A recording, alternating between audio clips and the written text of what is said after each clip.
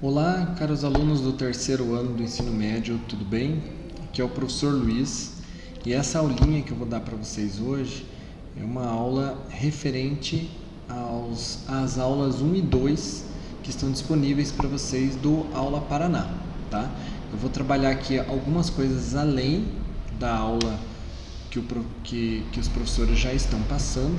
Tá? Eu vou trabalhar a formação no território brasileiro e o processo de industrialização no território brasileiro também.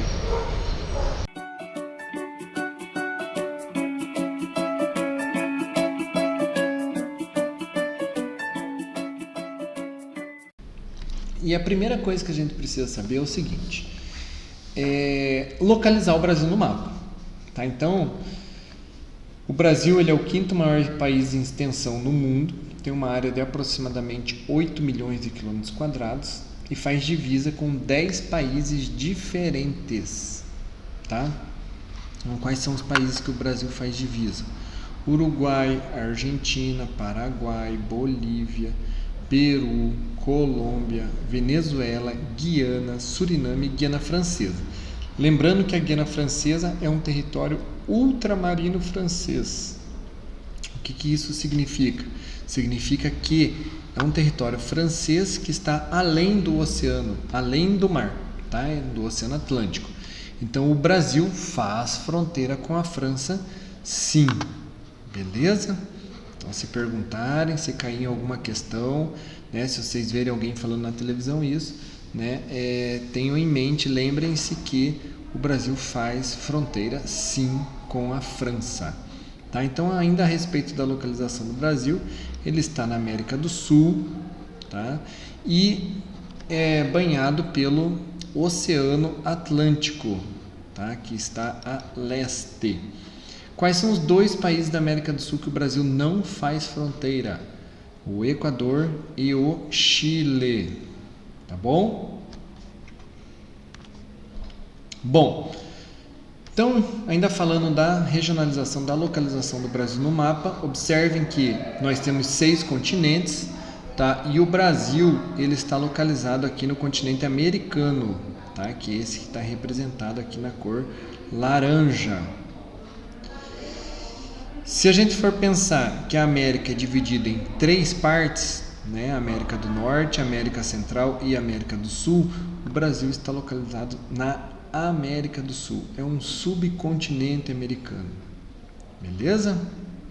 Aqui nós temos os países mais extensos do mundo, né? Lembra que o Brasil é o quinto mais extenso do mundo. Então, o primeiro seria a Rússia, com aproximadamente 17 milhões de quilômetros quadrados, sempre aproximado, tá? O Canadá, com aproximadamente 10 milhões de quilômetros quadrados, a China, com 9,5, Estados Unidos, com 9,3 e o Brasil, com 8,5 milhões de quilômetros quadrados. Bom, se a gente considerar a localização do Brasil ainda, nós podemos localizar o Brasil, dividir o Brasil, né? Regionalizar o Brasil através da linha do Equador e do meridiano de Greenwich. A linha do Equador é essa linha que corta aqui, ó, tá? A Terra no sentido leste-oeste e divide ela em norte e sul. Observe aqui no território brasileiro que nós temos 7% na região norte, no hemisfério norte, tá? E 93% no hemisfério sul.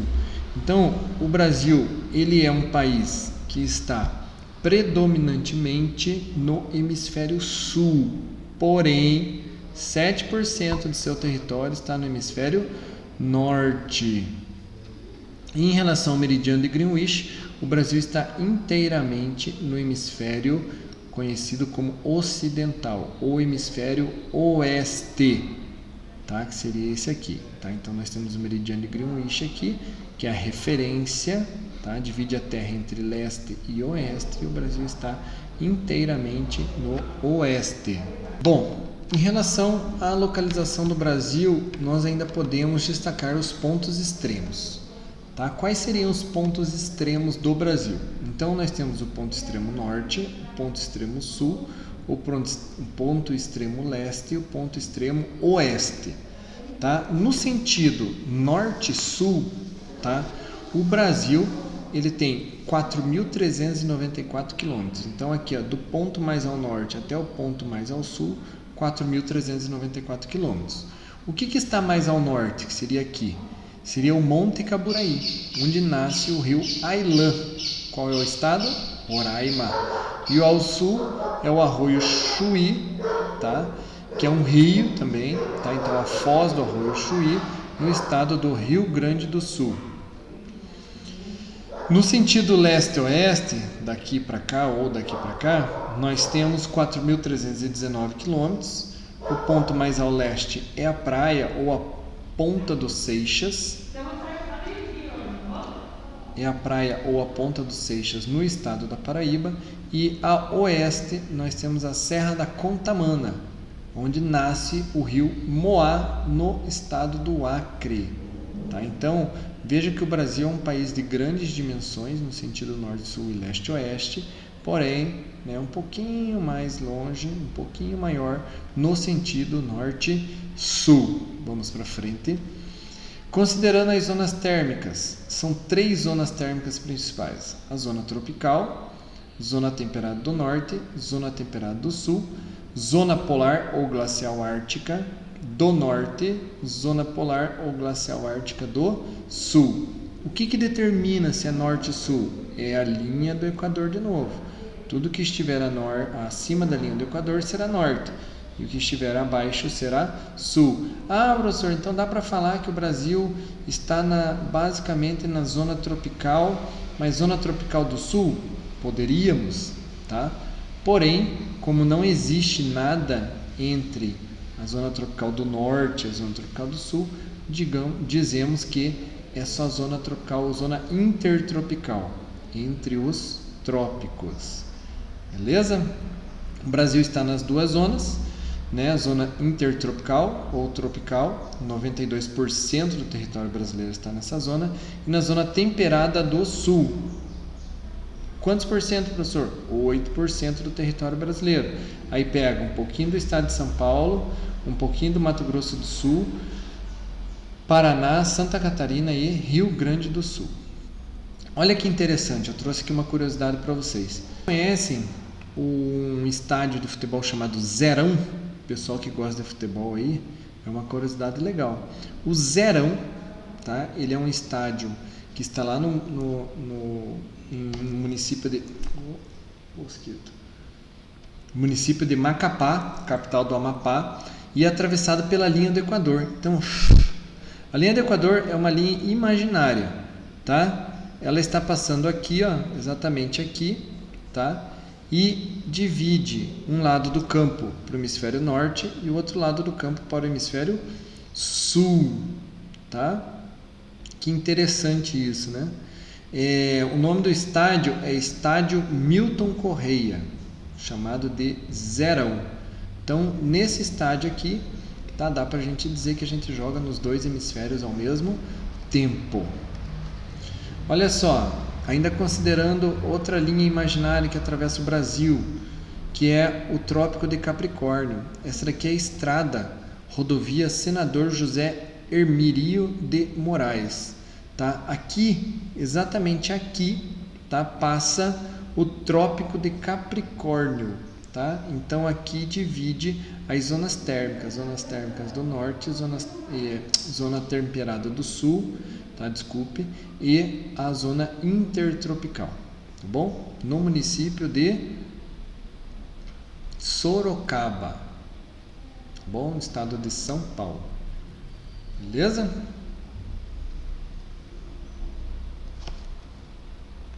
Vamos para frente. Temos agora um quiz aqui, né? Que é o mesmo quiz que o professor lá do Aula Paraná passou para vocês. Então eu vou ler rapidinho aqui para vocês. O território brasileiro possui uma grande variabilidade climática, além de sofrer os mais diversos efeitos, como maritimidade em algumas regiões, altitude em outros. O Brasil apresenta também uma grande diversidade de climas provenientes de sua elevada extensão latitudinal.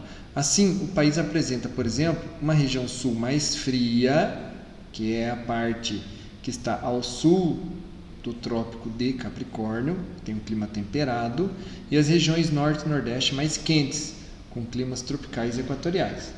Tal variação decorre do fato de o espaço brasileiro estar localizado em diferentes zonas térmicas da Terra. Quais são elas? Eu já falei aqui no enunciado a hora que eu estava explicando. Qual será que é? Letra A, intertropical e glacial antártica. Letra B, temperado do norte, temperado do sul. Lembrando que o Brasil, né, a maior parte dele está no hemisfério sul. Intertemperada e tropical norte ou intertropical e temperada do sul. Marque aí seu caderno, né, ou imagine aí qual delas que é. Tá? Vou passar para frente e vai ter a resposta. Então, a resposta correta é intertropical e temperada do sul. Vou voltar no mapa aqui para vocês verem. Tá? Então, aqui nós temos, tá? Deixa eu ver se eu localizar o mapa aqui. Esse aqui das zonas térmicas. Tá? Então, o Brasil estaria aqui, tá? Com uma pequena porção na zona temperada do sul e a maior parte dele na zona intertropical ou na zona tropical, como está no mapa ali. Beleza? Vamos para frente. Bom, o Brasil possui 4 fusos horários, tá? Estamos... Por que aparece aqui negativo? Porque lembram que nós estamos... Deixa eu voltar aqui. Lembram que nós estamos a oeste do meridiano de Greenwich? Tá? O meridiano de Greenwich ele determina também, através do movimento de rotação da Terra, que é de oeste para leste, ele determina também o fuso horário. Tá? É o meridiano de referência para o fuso horário. Então, tudo que estiver à direita do meridiano de Greenwich, ou seja, a leste, estará adiantado. Tudo que estará à esquerda estará atrasado. De 15 em 15 graus, tá? Atrasa-se 1 hora. Tá bom? Então, se a gente voltar aqui nesse mapa que trata sobre fuso horário, o que a gente vai perceber? Que nós temos 4 fusos horários. O primeiro fuso horário, que é esse fuso horário aqui do litoral das ilhas brasileiras, ele está atrasado 2 horas em relação ao meridiano de Greenwich, ou seja, ele está na linha dos 30 graus. O fuso horário oficial do Brasil, que é esse aqui, ele está atrasado 3 horas em relação ao meridiano de Greenwich, tá? E 1 hora em relação ao primeiro fuso brasileiro.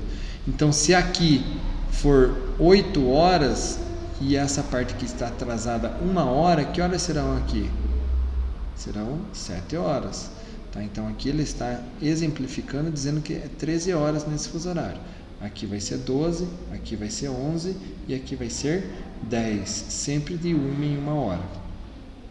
Bom, se tiver acontecendo um jogo do Corinthians aqui em São Paulo, às 10 horas da manhã, um exemplo, vamos imaginar o horário da noite, às 22 horas, 10 horas da noite, que horas que a pessoa lá no Acre tem que ligar a TV para assistir esse jogo aqui que vai começar às 22 horas? Então vamos lá, 22, 21, 20, tá? Então às 8 horas da noite, quem mora no Acre vai ter que ligar a televisão para assistir o Corinthians. Beleza? Vamos passar para frente. Então aqui tem um outro quiz. Então, ao dividir os 360 graus da esfera terrestre pelas 24 horas de duração do movimento de rotação, o resultado é 15 graus. A cada 15 graus que a Terra gira, passa-se 1 hora. Assim, cada uma das 24 divisões da Terra corresponde a um fuso horário. Tá? Então, movimento de rotação e fuso horário. Resposta letra D. Beleza? Vamos para frente.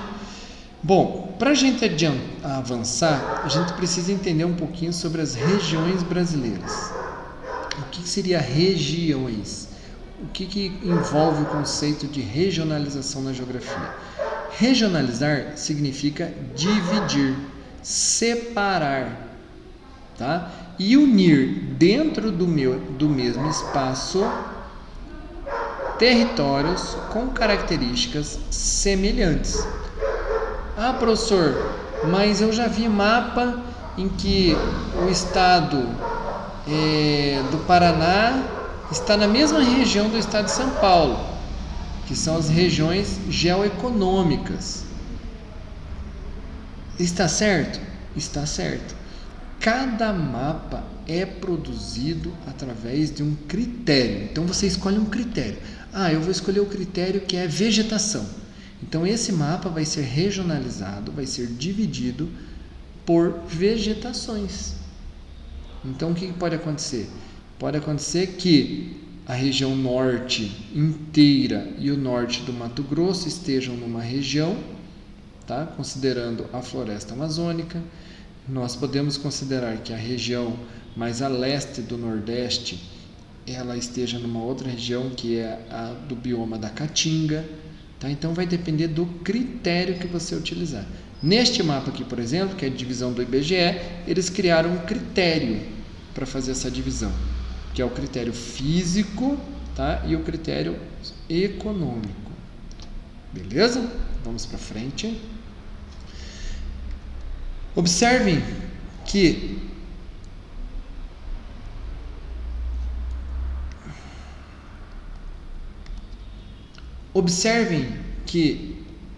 na regionalização do Brasil, né, nem sempre os mapas foram iguais ao que nós temos hoje. Então, por exemplo, em 1940, na divisão por estados de 1940, que foi a primeira divisão de regionalização feita pelo IBGE, que é o Instituto Brasileiro de Geografia e Estatística, responsável por fazer essa regionalização, responsável por fazer a contagem da população. O estado do Mato Grosso era enorme, o estado do Amazonas também. Nós tínhamos o que a gente chamava de território do Acre, tá? Não era a Acre ainda, como a gente conhece. Maranhão, Goiás era grande também. Mais tarde a gente vai ver o que virou o estado de Goiás e o que virou o Mato Grosso. Nós tínhamos aqui, né, os outros estados aqui semelhantes ao que nós temos hoje. Só que o Rio de Janeiro era o Distrito Federal, tá? Era o território da Guanabara antigamente. E aí em 1960, o que aconteceu? Né? Território da Guanabara ainda, né? O Distrito Federal aqui. Alguns territórios foram inclusos, por exemplo, como algumas ilhas. A ilha de Trindade e Martim Vaz foi inclusa, né, ao estado... foi inclusa a regionalização, tá? Foi criado o Distrito Federal, porém, o que a gente pode perceber é o seguinte, esse Distrito Federal só foi ocupado a partir de 1964, 1969, tá bom? Mas vejam que alguns territórios começaram a surgir, ó, território do Amapá, território do Rio Branco, território de Rondônia.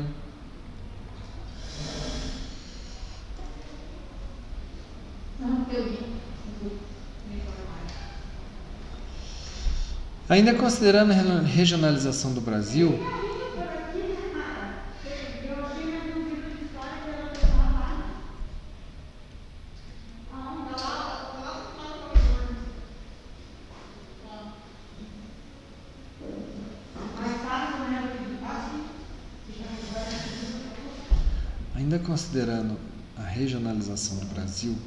nós tivemos a divisão feita em 1980, tá? Surgiram novos territórios aqui. O Acre já virou Acre, território de Rio Branco virou território de Roraima, território do Amapá, né? Outras ilhas aqui, como por exemplo o arquipélago de Fernando de Noronha, era território de Fernando de Noronha. A partir de 1988 ele virou um arquipélago pertencente ao estado de Pernambuco, tá? O Mato Grosso deu origem a dois estados, então Mato Grosso do Sul e Mato Grosso, território de Rondônia, né? E vejam que Goiás ainda está grande, tá?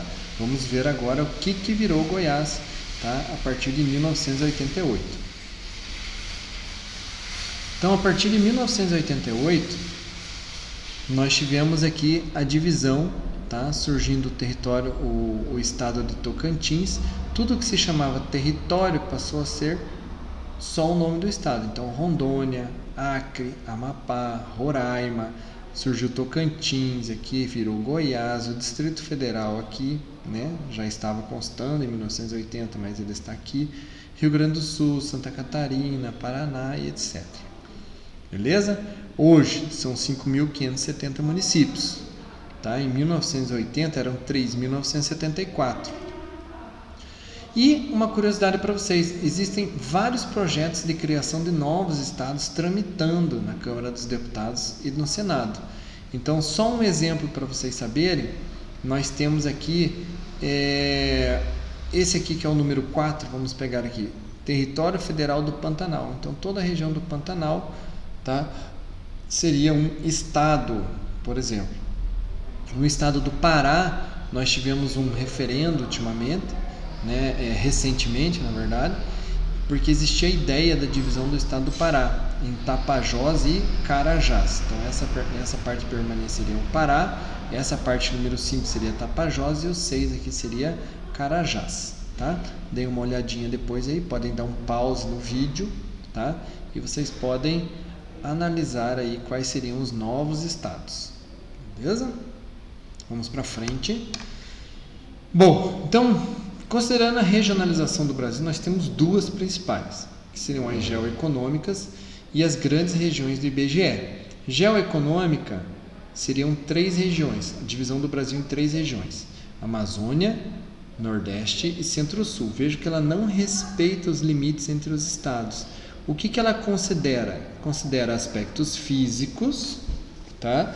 E, além de aspectos físicos, socioeconômicos. Então, por exemplo, aqui, vamos imaginar aqui Minas Gerais, que é esse pedaço aqui. O estado de Minas Gerais, ele estaria em 2 regiões geoeconômicas. Uma, que é o Centro-Sul, e a parte mais ao norte, que seria a região Nordeste. Professor, mas por que isso? Porque, segundo esses critérios, essa região aqui, esse espaço aqui, ele é mais parecido com o Nordeste do que com o Centro-Sul. Observe que nas grandes regiões do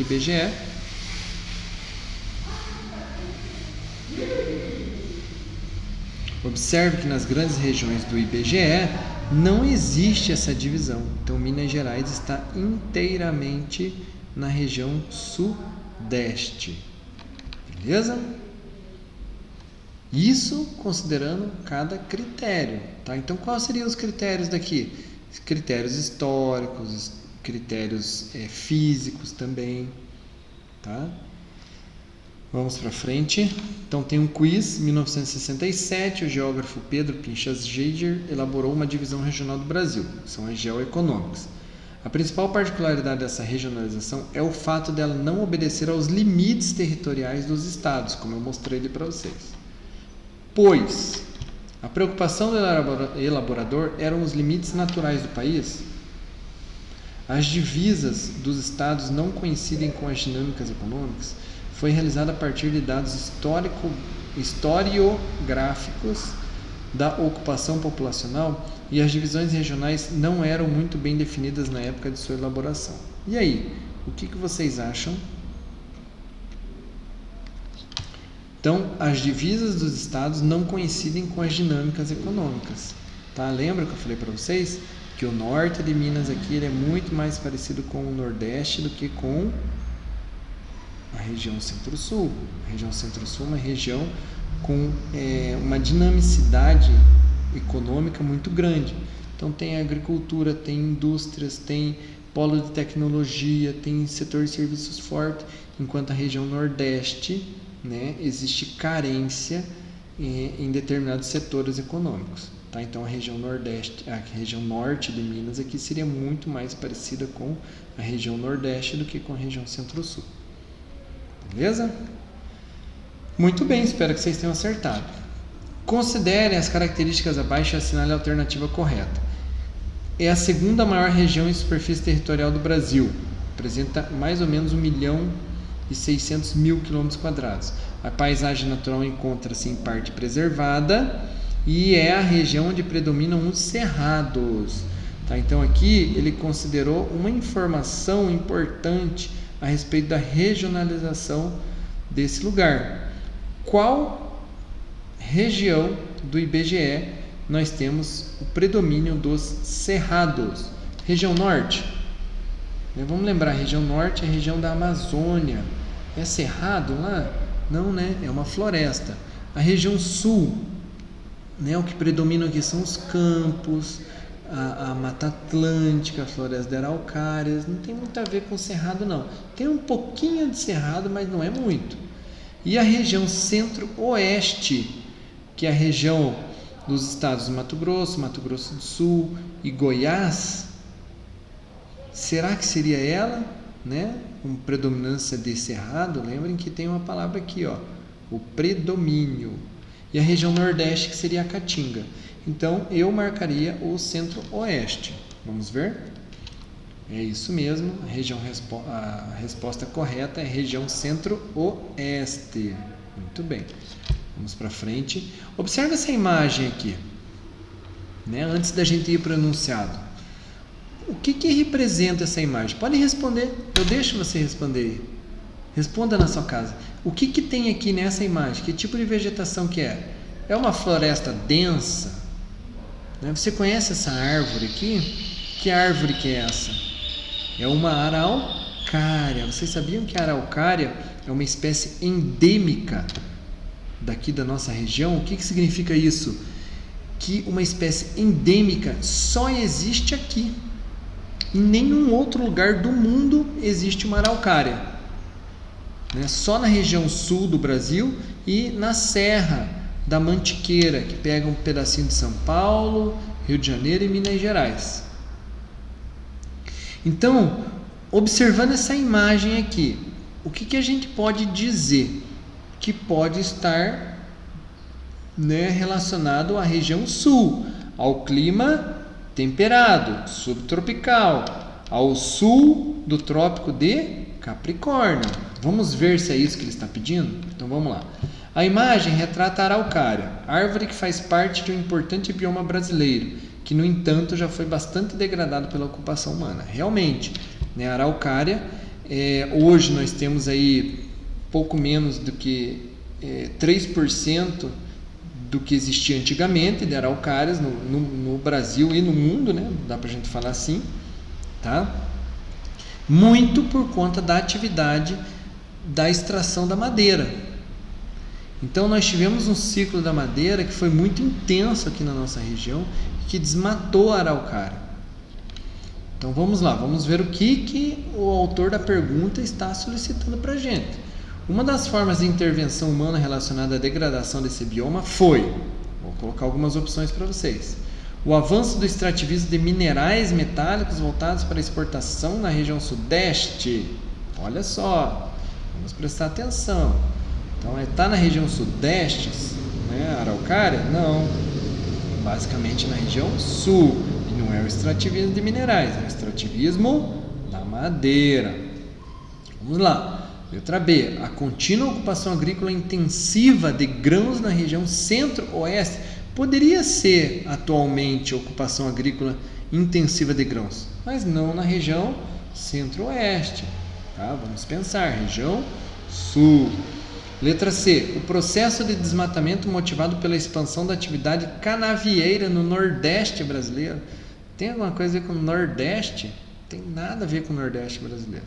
O avanço da indústria de papel e celulose a partir da exploração da madeira extraída principalmente no sul do Brasil. Opa, essa questão aqui parece ser a mais correta. Vamos para frente, vamos ver se é ela mesma. O que vocês acham? O professor está certo ou errado? Pensem aí, vocês podem discordar de mim. É essa mesmo, letra D, tá bom? Bom, e como é que ocorreu a formação do território brasileiro? Eu prometo que eu vou terminar a formação do território brasileiro, vou dividir o vídeo, tá? E vou fazer um outro vídeo considerando a questão econômica somente, tá? Questão industrial basicamente. Bom, observe esse mapa, essa imagem aqui. O que a gente pode ver? Ó, em 1534 nós tínhamos as capitanias hereditárias. 1709, né, alguns territórios. Aí entre 1709 e 1823 nós temos aqui uma nova configuração do território brasileiro. 1889 mais uma e 1943 outra. Oi, prof. Não, procurando a professora Célia. Ah, tá bom. Obrigado. Bom, a formação do território brasileiro. Então, atualmente, podemos considerar que um país é formado por três elementos. Atualmente, podemos considerar que um país é formado por três elementos principais: seu povo, tá? Então a cultura, os costumes, etc. Seu governo, que é como as instituições são organizadas, né? E o seu território, que é o exercício da sua autoridade, sua soberania. No início, nós tivemos dois tratados, na verdade nós tivemos um tratado, que era o Tratado de Tordesilhas, criado em 1494, que criou e que deu origem, né, como referência às capitanias hereditárias. Então, a primeira divisão do território brasileiro, vamos dizer assim, foi o Tratado de Tordesilhas, tá? E após, em 1532, tá, as capitanias hereditárias foram criadas por Martim Afonso de Souza. Então, essas linhas aqui, ó, são as capitanias hereditárias. Existe diferença entre os dois mapas? O que vocês acham? Vamos analisar esse primeiro mapa aqui, tá? O mapa é datado aproximadamente de 1586. Então ele era feito todo à mão. Esse aqui já é um mapa mais elaborado, né, graficamente, vamos dizer assim. O que a gente pode perceber é o seguinte: existiam rotas aqui, né, de entrada para dentro do território, tanto ao sul quanto ao norte, tá? Então aqui a foz do rio Amazonas e aqui a foz do Rio da Prata, que chegava até o interior do Brasil, até o rio Paraná. Você veja, 80 anos, 1500 até 1586. E aqui as capitanias hereditárias, tá bom? Essa linha aqui seria o prolongamento, tá, do Tratado de Tordesilhas. Então, primeiro estava aqui, depois foi prolongado até aqui. Observe que temos aqui, né, a rosa dos ventos, que indica o sentido, né, a orientação. Aqui na legenda nós temos as cores das linhas, que representam os limites internacionais atuais, o limite do Tratado de Tordesilhas, e as linhas em azuis são os rios. Tá bom? Bom, esse mapa aqui tem escala, esse mapa aqui tem orientação, tem legenda, ele aparentemente está do tamanho correto, né, com poucas deformações, vamos dizer assim, enquanto esse aqui, né, tem muita deformação, porque ele foi escrito à mão e não existiam todos esses elementos cartográficos aqui presentes da linguagem cartográfica, mas existia a rosa dos ventos, eles já sabiam se orientar. Bom? Então, quais são as diferenças? Primeiro, a disposição da linha do Tratado de Tordesilhas, né, que foi deslocada mais a oeste. E a segunda, os contornos e a localização da foz do Rio da Prata. Então, veja aqui, o Rio da Prata está aqui, pertencendo à Espanha, que está representado em laranja, tá? E Portugal representado em verde. Então, a foz do Rio da Prata pertence à Espanha. Porém, né, o que a gente tem aqui? Né, um desenho português, tá? E representando aqui que esse território já estava sob a ocupação dos portugueses, tá? Beleza? Vamos para frente. Bom, como é que começou a ocupação? Então, eu vou resumir para vocês. Ela começa pelo litoral, com a exploração do pau-brasil, tá? Então, toda a ocupação está relacionada a atividades econômicas. Então, começa com a exploração do pau-brasil, cana-de-açúcar e a pecuária. Tudo isso no litoral. O pau-brasil, a questão do pau-brasil foi o seguinte: o pau-brasil deu origem ao nome do Brasil. Ele não era uma atividade econômica que deu lucro a Portugal, tá? Pelo contrário, né, o pau-brasil era explorado para atender a coroa portuguesa, basicamente, e escasso, tá? Então começou-se a produzir a cana-de-açúcar junto à atividade pecuária, a criação de gado. Com o tempo, os portugueses sentiram a necessidade de migrar para o interior.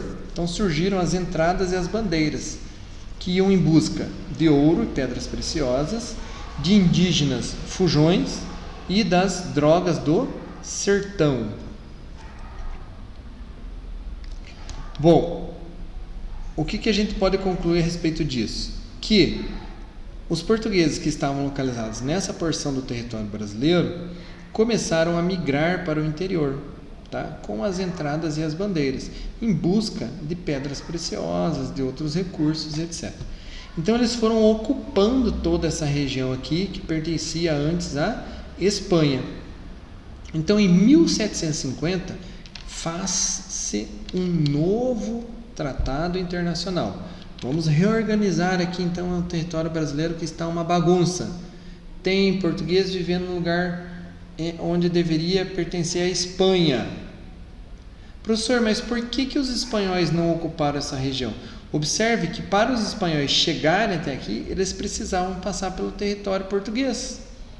Então, demorou-se para ocupar essa região aqui. E aí os portugueses foram invadindo aqui. Certo? Então, 1494 tem o Tratado de Tordesilhas, que é um importante tratado internacional, e depois de 1750 para organizar essa bagunça toda aqui. Tá?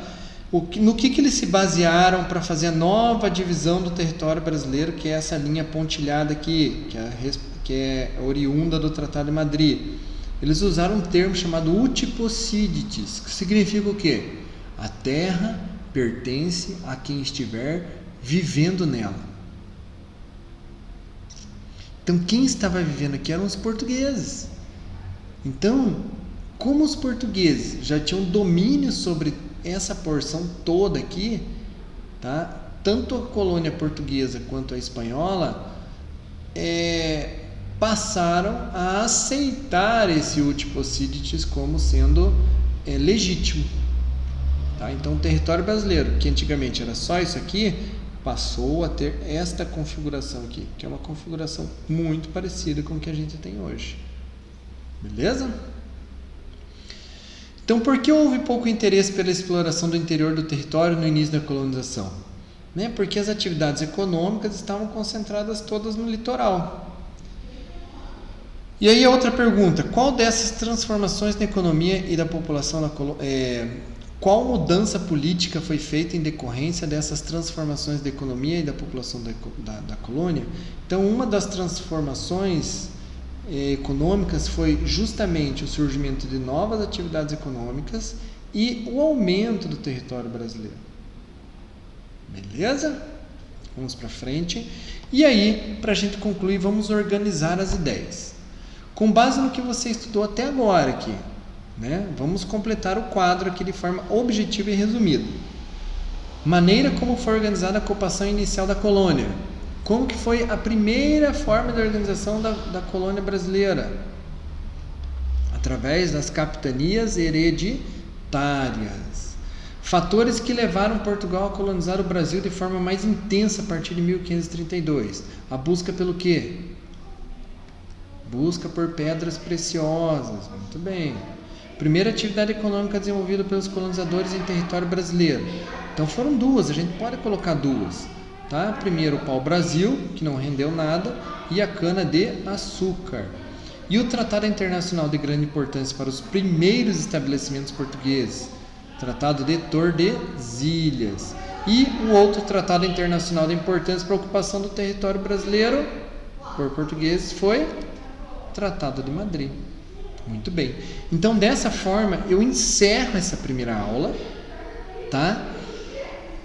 Só com a formação do território brasileiro.